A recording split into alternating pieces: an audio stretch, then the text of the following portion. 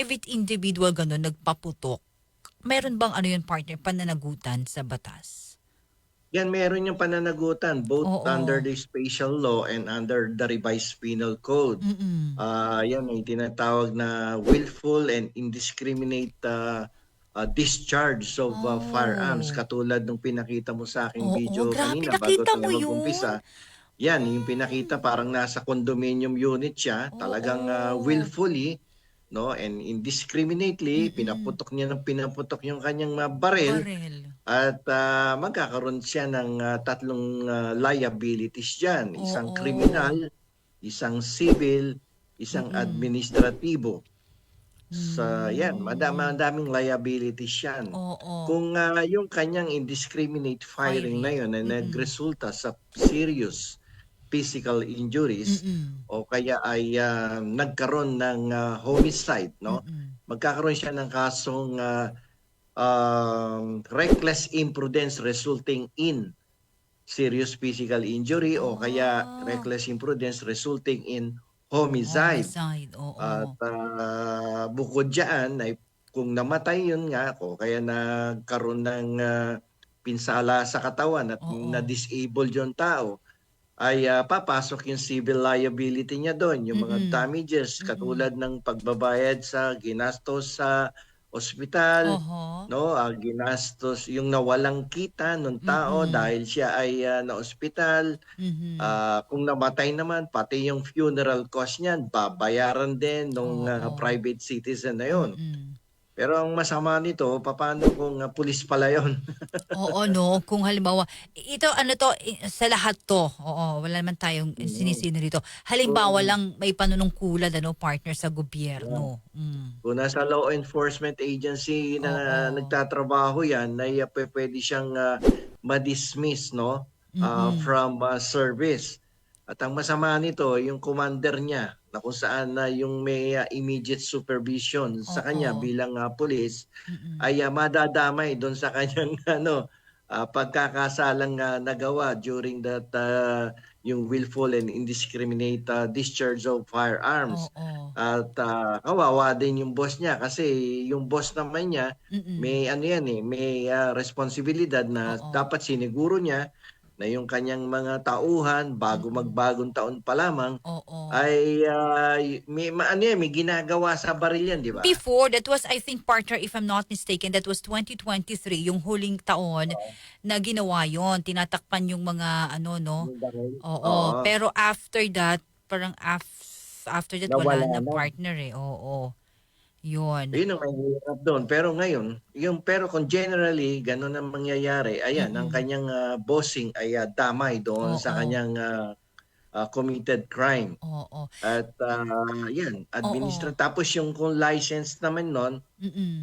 magkakaroon ng perpetual disqualification to secure a firearm Oo, license. license, Pero oo. kung 'yan ay yung baril na ginamit niya sa pagpapaputok ay hindi naman lisensyado, Naku po, ayan, gagrabe ang kanyang kasalanan. lalo. Magkakaroon niya ng illegal possession of firearms. So Firearms. kung mapapansin mo padami ng padami yung kanyang criminal Oo. liability diyan. Kung Mm. nag-indiscriminate firing lang, ayan, 4 months and 1 day to 6 months imprisonment. Oo, Pero oo. mag-iiba ang Takbo. tingin ng batas sa Oo. kanya kung may tinamaan. Partner, yun bang 'Pag bala na yun, malalaman kung kanino yun, eh, 'no? mache-check 'yun, Oo, nache-check nila 'yun. So, Philippine National katulad nun Police. nagputok siya ng putok, may tinamaan sa baba nung kondo, Oo, partner. ayun, ano 'yun, mache-check 'yun. Kasi yung bala malalaman Mm. dun sa tao kung saan nanggaling, galing sa Oo. taas 'yun, Oo. pababa yung bala. So, che-checkin dun yung condominium tapos yung kung sino yung may baril, kung lisensyado 'yun, Oo. mache-check kaagad kung galing sa police or Mm. even sa private citizen, makukuha 'yun. Oo. So, 'Pag pataas ano, nagbabago yung partner? liability 'pag may tinamaan, reckless Mm. imprudence kung buhay, resulting in serious physical injury. Pero kung Oh, nadedo, iba naku, na iba naman na yun. naman yun. Serious from serious physical injury magiging reckless imprudence resulting in homicide. Oo. Kaya naku, Tapos 'pag nalamang walang lisensya, naku po, ayan, lalo illegal na. possession of firearms. Oo. Partner, is there ano ba, possibility, sabi ni Rose Pablo, ay hindi, sabi ni, sino ba dito?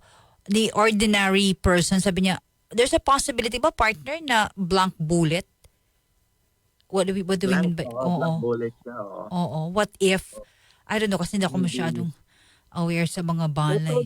pwedeng blanco yung kanyang bala pero hindi natin masabi kasi depende yan doon sa facts of the Mm-mm. case. No, pero pag ganyan, siyempre, yung Oh, presumption niya, baril yan. yeah. May balang tunay yan at binabaril yan. Marami na din mga pagkakataon na talagang pag New Year na ganyan, may mga tinatamaan ng ligaw na, Oo. yung tinatawag na ligaw na bala. Ligaw di na ba? bala. Usually, partner, yung mga ano na nakainom na, no? Pagka medyo Oo, mga lasing na yan. lasing ka na, malakas na yung loob mo, eh, no? Baril na ng baril. Tapos lalo na pag may bata-bata pa yung yung Oo. may-ari ng baril, tapos kasama ang girlfriend. Naku, pasikat yan. Grabe naman, may girlfriend pa, partner. Yung kasama babae, di ba? Nakita ko doon sa Oo, Yes, yung katabi, oo.